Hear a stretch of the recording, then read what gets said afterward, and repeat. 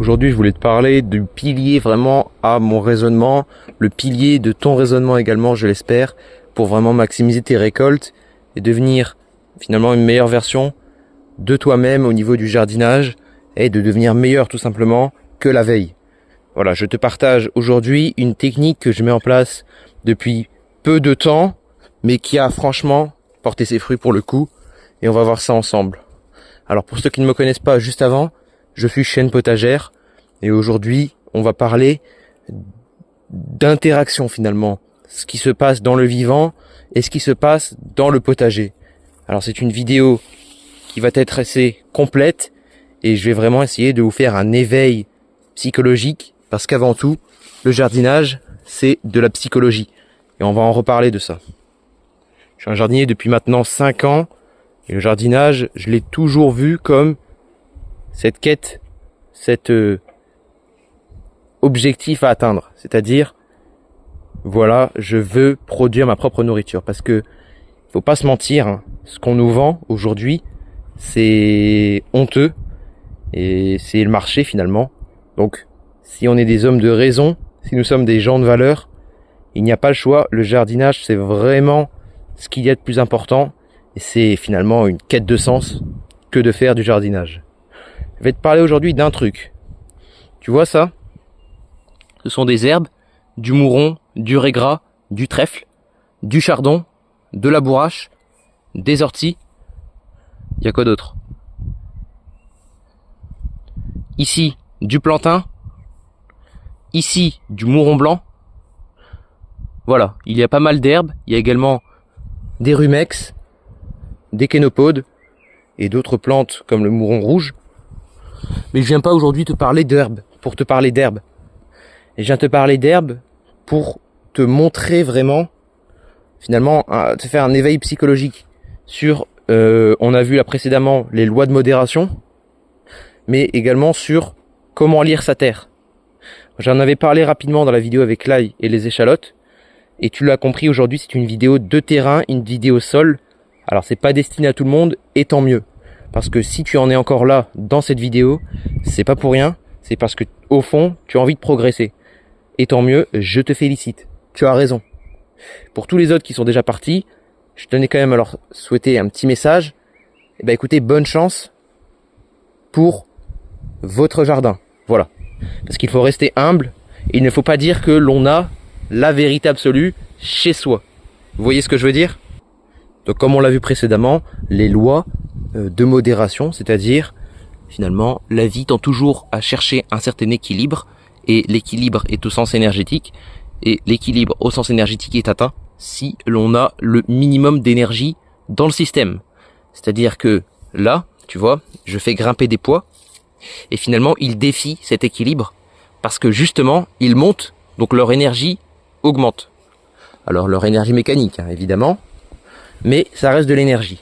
Donc il défie la gravité, et tout le monde le sait, hein, la gravité est une force vers le bas, et les poids eux montent vers le haut. C'est pour ça qu'on est obligé de faire des structures, parce que finalement c'est artificiel, cette montée vers le ciel. C'est-à-dire que là j'ai été obligé de mettre des tuteurs en acier galva, des filets en plastique, des fils, et aussi de nombreuses barres métalliques pour vraiment maintenir ces poids en place. Et je voulais te parler des systèmes de structure, déjà. Donc tu vois, finalement, les systèmes de structure comme cela, eh ben, je les recommande pas. Pour les poids et pour les poids à rame. C'est pas excellent. En fait, le problème, c'est que la base du poids, elle, poussera toujours sur un axe vertical. Et le problème avec nos filets, c'est qu'ils ont tendance à avoir des mailles beaucoup trop écartées. C'est-à-dire que la distance entre deux fils est bien trop importante. Là, ici, on a environ 7 cm. Et le pois, lorsqu'il vient de germer, il tend ses vrilles lorsqu'il mesure encore 4 à 5 cm. Donc forcément, on a un effet d'élongation qui se traduit par un manque de robustesse au pied. Et d'ailleurs, c'est pour cela que l'on préconise le butage. Mais moi, je te préconise juste pas, en fait, d'utiliser ce genre de structure, parce que, tu le vois, je suis embêté. Déjà, il y a beaucoup de casse. En ce moment, on a du vent. J'ai dû consolider la structure et tu vois, j'ai déjà perdu des pieds comme ça en chemin. Donc ça c'est un pied qui finit hein, parce que les feuilles sont sèches. Il s'est en fait sectionner à ce niveau-là. Voilà, juste ici il s'est fait sectionner. Voilà, juste ici. Et son plan de base était ici. Donc tu vois, j'ai déjà perdu un plan. Sachant que lorsque l'on sait combien un plan produit de poids, en moyenne c'est un 1 pour 10. Donc là j'ai déjà perdu une dizaine de poids. Bon, vous allez me dire j'ai beaucoup de fleurs, beaucoup d'espoir de fruits. C'est vrai, mais on cherche toujours le meilleur ici. Ne l'oubliez jamais. Et donc tu vois, j'ai fait également la même structure pour des poids ici à rame, donc qui montent encore plus et qui défient encore plus la gravité. Et tu vois que là, même constat. Hein. Alors on n'a pas encore les gousses pleines et on a déjà des poids qui ne se tiennent plus. Donc ça c'est un vrai problème, c'est une vraie problématique dans la culture des petits pois. Et pour ton itinéraire technique, je te conseille plutôt de mettre un filet tenu sur des supports qui ne bougent mais vraiment pas. Par exemple, cette structure, tu vois, que j'ai réfléchi pour les haricots. Et c'est un tube en métal que l'on a au milieu. Et ce tube en métal, je veux dire, le poids des plantes est franchement négligeable par rapport à la robustesse de ce tube en métal. Donc, ce qui veut dire, ce qui se traduit par une meilleure tension des haricots lors de leur croissance. Et vous n'êtes pas sans savoir que lors de leur croissance, leur poids augmente. Et il est là tout le défi en fait des cultures potagères qui grimpent. Le problème c'est que on a une problématique de poids variable.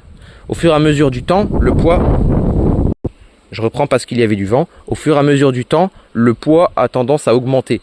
Et donc, la structure, le problème c'est qu'elle n'a pas tendance à se renforcer, c'est même bien le contraire.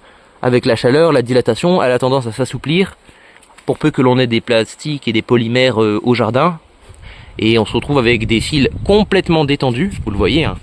Il était tendu à l'origine comme cela. Et j'avais même fait un système de tension avec une tige qui a un angle incliné par rapport à la verticale. C'est-à-dire qu'au lieu de la mettre comme ceci, je l'avais mise comme ça. Et la tige, elle, n'a pas supporté l'excès de poids qui forcément évolue au fur et à mesure de la croissance des pois. Et on se retrouve avec le même problème pour les haricots. Donc une structure en acier, c'est franchement utile. En plus, l'avantage de ces structures en acier, tout particulièrement les structures de serre, c'est que, vous le voyez, on peut augmenter notre hauteur de filet finalement à notre guise. C'est-à-dire que là, vous voyez, je peux encore rajouter un étage supplémentaire si la hauteur ne me conviendrait pas. Et si elle me conviendrait, en fait, j'aurais juste à laisser les 2 étages finalement. Je veux dire les 2 barres. Donc il y a une barre ici, il y aura une barre en haut.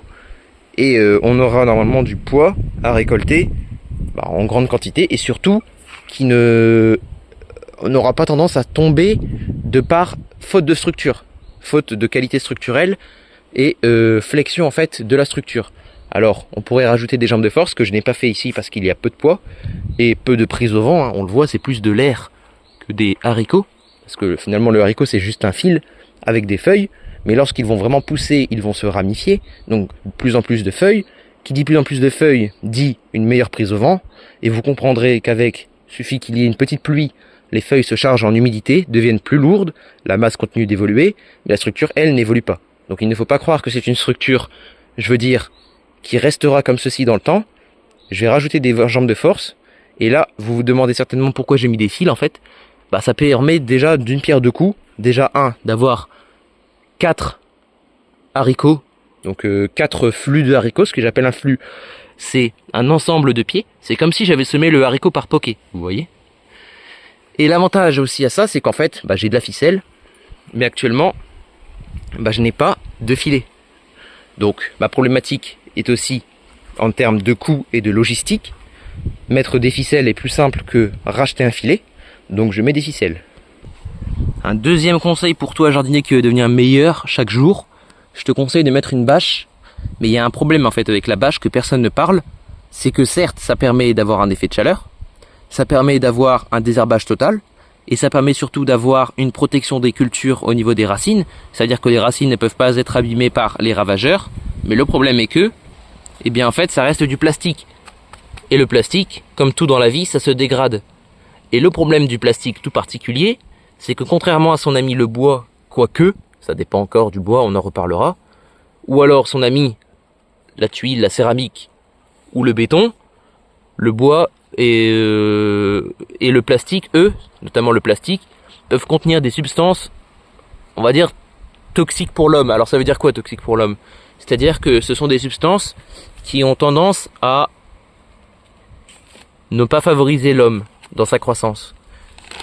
Par exemple, des perturbateurs endocriniens. C'est-à-dire qu'il là-dedans, il y a des PFAS, par exemple. Donc ce sont des composés organiques qui vont se dégrader avec la chaleur, l'humidité, les frottements. Donc on a plusieurs types de corrosion. On a corrosion-érosion avec les frottements. Corrosion avec l'eau aussi, également. Et on aura aussi la photodégradabilité du plastique. C'est-à-dire que lorsqu'il y a de la lumière, il y a une onde qui arrive à la surface du matériau. Donc il y a toujours une onde qui traverse le matériau et il y a une onde réfléchie. Et le problème, c'est que cette onde qui traverse le matériau vient au niveau de la structure moléculaire perturber, on va dire, l'agencement des molécules, pour faire simple. Et donc, vous comprenez qu'une perturbation de molécules perturbe le milieu, et donc, a fortiori, ses propriétés mécaniques. Donc vous comprenez qu'il peut y avoir dégradation également par le soleil.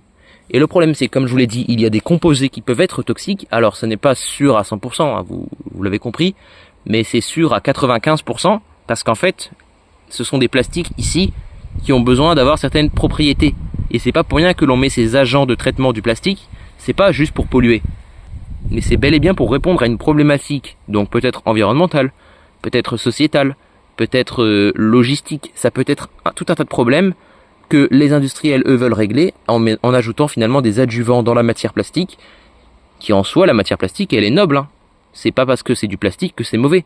Le problème du plastique, ce sont tous les adjuvants, c'est-à-dire tout ce qui gravite autour du plastique et qui lui permet d'avoir certaines propriétés. Par exemple, une couleur, notamment avec l'oxyde de titane, qui donne une couleur blanche. Mais également, plutôt une propriété élastique, avec un mélange de polymères, avec une certaine photodégradabilité, comme je vous l'ai dit. C'est-à-dire qu'avec le soleil, on peut choisir, on peut moduler notre matière plastique pour qu'elle se dégrade. Donc vous voyez, c'est en fonction de l'industriel.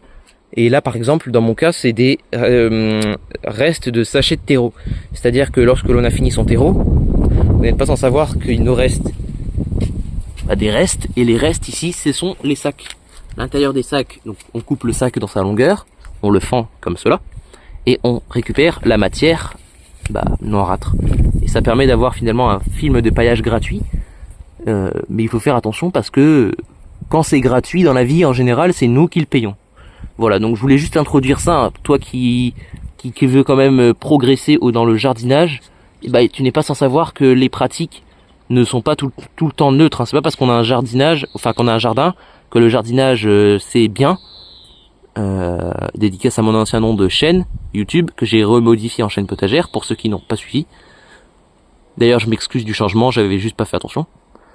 Et il y a également des choses néfastes, par exemple dans les tuyaux, dans les conduits d'arrivée d'eau. Vous n'êtes pas sans savoir que le plastique, là, avec les frottements de l'eau, faut pas oublier que un tuyau d'eau, c'est fait pour avoir de la pression, c'est fait pour avoir du débit. Donc, la pression et le débit sont deux choses différentes déjà. Et en plus de ça, ce sont deux facteurs qui influent fortement sur la résistance temporelle de ce plastique. Et il ne faut pas être dupe, hein. Si on faisait une micro-analyse du tuyau au fur et à mesure du temps, avec un passage de flux d'eau constant par exemple, on verrait que le tuyau a un diamètre par exemple de 5 mm, on verrait par exemple au bout d'un an par exemple, on verrait le tuyau avec un diamètre de 7 mm, vous voyez, ça aura un petit peu augmenté. Et c'est naturel et normal, hein. Même vous, quand vous marchez avec vos chaussures sur le sol, d'ailleurs c'est pas le sol qui se dégrade, c'est bel et bien la chaussure. Donc vous voyez, c'est naturel et normal, hein. C'est toujours la matière la plus légère qui aura tendance à se dégrader le plus vite. Ce qui est en somme très logique. Voilà. Et donc toi, qui es jardinier et qui cherche à te perfectionner, en soi, en théorie, en logique, les bâches comme ça, c'est peu recommandable. Parce que ça contient des substances, peut-être pas top. Et qui sait, peut-être que les substances ensuite tu vas les retrouver dans ton assiette. Donc ça, on n'en est pas encore sûr et certain, hein. ça n'est que les balbutiements, mais quand on sait la quantité de microplastiques qu'il y a dans un champ, je vous invite à rechercher la statistique. Maintenant, sur internet, vous faites un nouvel onglet avec votre navigateur et vous regardez tout de suite, vous tapez dans le moteur de recherche microplastiques dans les champs agricoles et vous allez avoir des valeurs en ppm, c'est-à-dire en particules par milli équivalent ou par million, ça dépend de la métrique, et vous verrez vraiment que c'est pas anodin. Alors, je te montre une petite actu rapidement pour ceux qui avaient douté de ma vidéo, je sais pas si vous l'avez vu, sur les semis de haricots en sol sec. Et ben vous voyez, ça germe, voilà. Donc pas de souci de ce côté-là, et c'est pas juste un endroit, hein, c'est vraiment partout. Je vais me mettre là-bas. Vous voyez, ça germe. Alors, ça germe. Hop là, mais attention, il y a eu des dégâts de ravageurs. Mais bon, la chance c'est que j'avais semé quand même dru. Et les ravageurs du sol n'ont pas pu trop, je veux dire, consommer mon grain de haricot que j'avais mis en terre. Bon, voilà, petite parenthèse. Et donc tu vois, troisième et dernière chose, si tu veux te perfectionner, regarde ça. Je vais te montrer ici, cette fois-ci d'un point de vue terrain agricole. Donc déjà tu repères une très belle laitue juste là. Donc ça, n'en parlons pas. Voilà. Mais regarde, est-ce que tu vois ces fissures?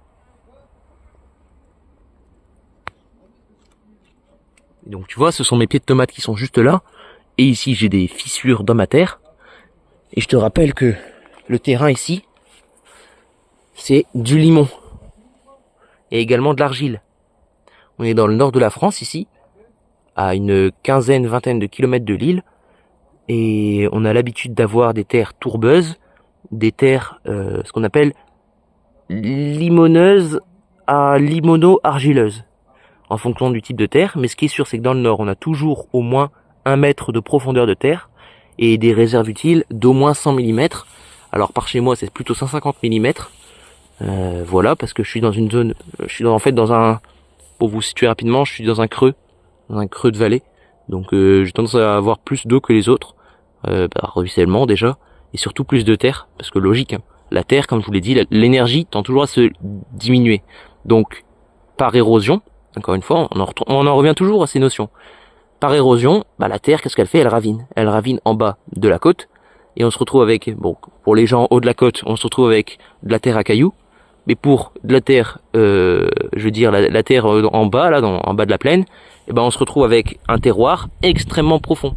Donc il faut toujours voir le côté positif et négatif, hein. Le côté négatif, c'est que les gens de la butte, eux, n'ont plus beaucoup de terre, quoique, dans le nord, il y a vraiment beaucoup de terre, il y a eu pas mal de loss, c'est-à-dire, ça s'écrit L-O-E-S-S. Ce sont des limons, en fait, qui arrivent par de manière éolienne. C'est-à-dire que vous n'êtes pas sans savoir que toute la terre qui est ici, et ça c'est quand même fou à savoir, hein, c'est que toute la terre qui est ici dans mon jardin, partout, une grande partie ne provient pas de la dégradation de la roche-mère, mais elle provient d'autre part. Alors l'endroit, je ne saurais pas vous le dire, il n'y a pas d'AirTag pour ceux qui ont la référence dans la terre, hein, dans chaque particule de terre. Mais blague à part, je veux dire, je connais pas la provenance, mais en tout cas, ça vient de l'air littéralement. C'est-à-dire que là, on le voit pas. Aujourd'hui, on a une journée venteuse, par exemple, et vous voyez dans ces configurations en creux de vallée comme ça là, c'est-à-dire dans la vallée, on a tendance à voir des phénomènes. Donc l'air on va dire des montagnes, mais c'est pas vraiment des montagnes, c'est plus des coteaux hauts, a tendance à emporter avec elle des petites particules de terre. Sauf que la terre, elle, est lourde. Et de toute manière, toute masse dans ce monde va vers le bas, est attirée au centre de la terre, pas de précis. Et donc vous comprenez que par le vent, hop, on a un effet d'érosion. Et l'effet d'érosion emporte avec lui, hop, sur de longues distances parfois, carrément des bancs de limon. Et on se retrouve, donc nous ici, c'est le cas pour chez moi dans le nord, quoi, dans une partie du nord. Il y a beaucoup plus de cailloux parce que l'on a en fait finalement beaucoup plus de roche-mère. En fonction du type d'endroit, les conditions pédoclimatiques changent, ce qui est naturel et normal, hein, encore heureux. Et vous comprenez qu'avec finalement du vent, on se retrouve avec des jardins potagers. Donc tu l'auras compris, où je veux en venir, c'est que le vent emporte avec lui. Et donc toi, jardinier averti que tu es et qui veut devenir meilleur, chaque jour, regarde bien ces crevasses que tu as dans ton jardin et ne te dis pas que c'est juste une déshydratation. Hein. Il y a également de l'érosion. Une érosion qui peut être faite par l'eau d'arrosage, mais également par le vent. C'est-à-dire que là, on le voit bien. Hein. De toute manière, là où on a des fissures, je sais pas si vous le remarquez, mais la terre est plus fine. Regardez bien. Ici, j'ai une terre moteuse, et ben j'ai pas de fissures. Pas ou peu, ou pas apparente. Alors qu'ici, vous voyez, j'ai pas du tout de motte. Certainement, ça devait être un endroit où j'avais chassé des mottes pour planter, par exemple ce pied de concombre. Je pense que c'est ça. Avec la pelle, j'ai dû venir comme ça, rabattre de la terre. Et chose incroyable avec le vivant, et bah devinez quoi? Ici, j'ai une zone qui est maintenant complètement asséchée et qui a perdu une partie de son argile. L'argile est la particule la plus fine du sol. Pour ceux qui ne savent pas ce que c'est que l'argile, c'est la matière la plus évoluée, la plus stable, entre guillemets, c'est-à-dire que on ne peut pas faire plus fin en soi. Après, il y a des classes d'argile, mais je ne rentrerai pas dans les détails. En gros, c'est, vous imaginez le grain de blé, c'est ce qu'on appelle du sable. La farine T150, c'est ce qu'on appellerait du limon. Et la farine extra fine, par exemple la T50 ou la T55, ou même la T40 pour certaines industries du biscuiterie, et bah vous retrouverez dans ces cas-là de l'argile. Vous voyez, c'est vraiment en termes de granulométrie. Alors ça peut être de tout, hein, ça peut être des silicates d'aluminium, c'est-à-dire la particule en elle-même c'est des silicates, donc du silice, de la silice, de l'aluminium en fonction du terroir, ça peut être un peu de tout. Il y a également les éléments fertilisants des plantes, mais bon, en moindre quantité, hein, beaucoup moindre quantité. Ce sont plus un peu comme des éléments dopants dans le semi-conducteur, c'est-à-dire que c'est un peu plus comme des particules qui viennent enrichir la terre au sens chimique pour nos plantes. Et vous comprenez que ces particules super fines ont donc une masse super faible, et donc au moindre coup de vent, et on en revient toujours à cette histoire de vent, d'érosion et de frottement, au moindre coup de vent, et le même phénomène qui s'est passé il y a des millions d'années pour la formation de cette terre se reproduit. Et donc, on retourne en arrière. Au sens où la terre qui est ici s'est faite naturellement, mais par nos pratiques, par exemple une terre trop fine ou quoi, on repère ce que la nature de base a voulu faire. Parce que le dépôt de limon sur 10 mètres de profondeur, comme on peut retrouver par chez moi ici, c'est pas la main de l'homme qui a fait ça.